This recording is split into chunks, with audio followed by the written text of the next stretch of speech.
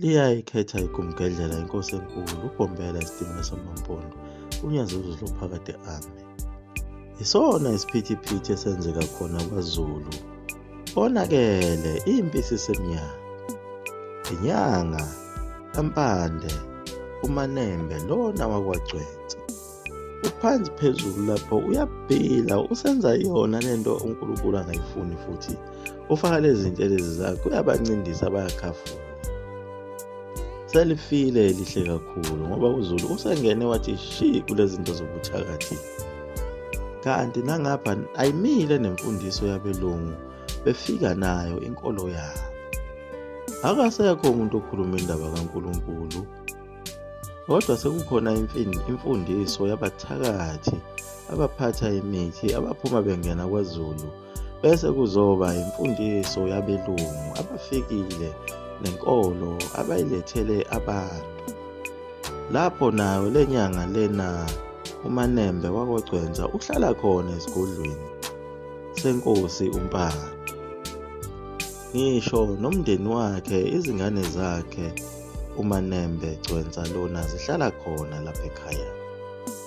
Kodwa sekucacile ukuthi bonke abayikhulu zalombuso sibala izinyanga nezinduna basohlangothini lukaMpande ukuze kuvuneke umbuyazo. Njengoba naye uManembe ephansi phezulu njena ukhanda izintelezi zakhe umbuyazo ukuze anqobe. Ikhona futhi enye induna yaye inkosi uMpande nayo eyayikhombisa ukuthi iyameseka kakhulu umbuyazo. Leyo nduna umsweli Mzimela. Inyanga lena ewuManembe yayalela ukuthi uMpande uma esekuliwa impi omele ahlale phezulu kwezihlangu zakhe lapho kwakufakwe khona nemithi futhi efakwe yiyo lenyanga lena. Ihlala phezulu kwalesi sihlangu njena yenzela ukuthi unqobe lo ofunwa yiyo inkosi okuyena ongumbuyazo. Ucetshwayo lona sithola ukuthi akathandeki lapha. Umuntu othandeka kakhulu umbuyazo ngoba ngisho abafowabo bayamdayisa sebegcishe kakhulu ngakuye umbuyazo. Sibala ngisho nomfowabo okuthiwa uSikhotha ongomunye wabebhizi naye belekelela umbuyazo. Umbuyaze ibutho lakhe babebiza ngokuthi bayizigqozi. Bese ukuthi ucetshwayo yena okucetshwayo woSuthu. Le mpi yenzeka ngomhla ka-2 Disemba ku-1856. Kwase konakele kakhulu kwaZulu ngoba kwase kuphinde loya mlando wake wenzeka ngesikhathi uMpande edumelana nomfowabo owuDingane isilo saseMgungundlovu kuphela. Asibatholi abantu bakwaZulu beqhubeka nokulwa nezinye izizwe sesibabona belwa bodwa. Okusho ukuthi kuseyisona lesa siqalekiso ebesikade sishiwo uyena uShaka ukuthi ngeke nilibuze liyobuyiswa zinkonjane ey'ndizela phezulu amankengane. Likhona nelinye iqhawe lenkosi uMpande okuthiwa uNongalaza wakwaMnyama. Nalo leli qhawe futhi laligeshe naye umbuyazo. Lenza phela okufunwa inkosi yalo uMpande. Konke lokhu kwakwenzeka ucetshwayo wayekubona konke. Akekho noyedwa engamboni owayesuke egishe nombuyazo. Ngalesi sikhathi uZulu ebhizi elwa yedwa. Nabelungu ngapha abamile bathatha bonke abantu babafaka esontweni. Njengoba bebafaka esontweni noNkulunkulu naye akamile ngapha uyabathumela abaprofethi bakhe. Usebethumele waze wayofika ngisho eBloemfontein. Njengoba uNkulunkulu elokhu eqala emampondweni eveza laba baprofethi bakhe ebathumela. Kodwa abelungu bayababulala laba baprofethi abababophe nasejele. Umlungu lona lento eyayisimjabulisa kakhulu yenza ukuthi umsebenzi wakhe ube lula kakhulu. Ngalesi sikhathi uZulu elibele ukulwa yedwa yena ngapha udumisela abantu ngamakhanda. uNkulunkulu wayethembeke kakhulu ngoba kwayekuthi uma uQueen ethumela umlungu amqashileyo ezoshumayela kuleli lizwe, noNkulunkulu wayethumela umprofethi ngaleso sikhathi.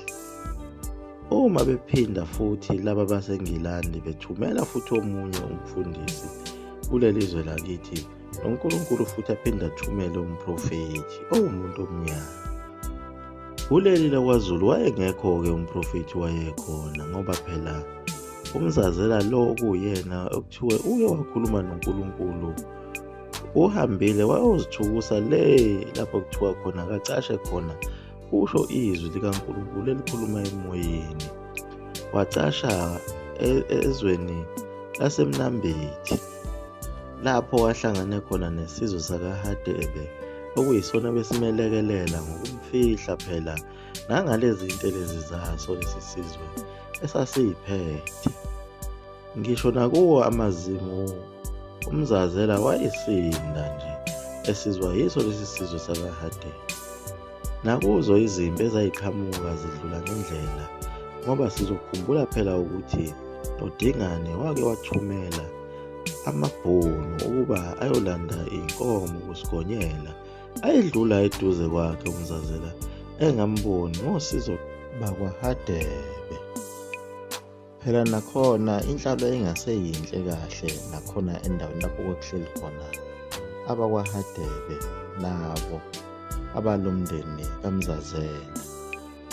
Kwakungenxa yakhe umpande lona phela ezinye zezindawo eziphezulu enhlanezwe umpande wayesezinikeze amabhunu, futhi yena umpande lona wayefuna nazo lezi nkomo zaMahlubi, ngoba bona laba bakabhungane babephethe inkomo ezazizinhle kakhulu.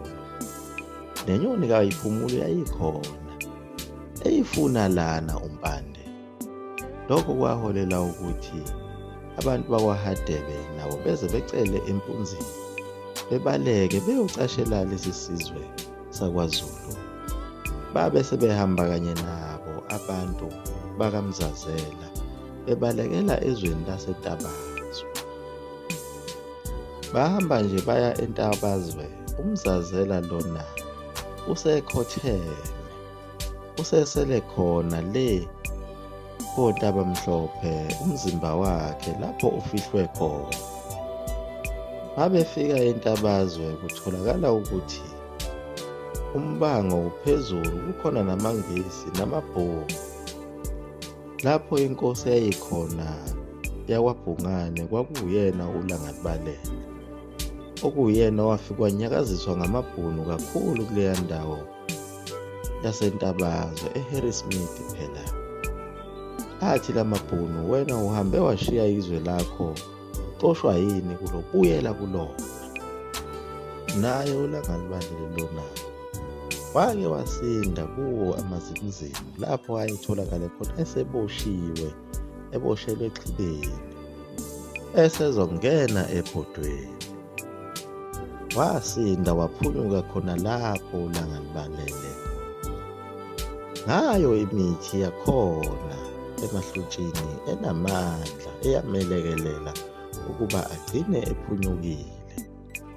Kuthiwa amazimu lawa amlandela.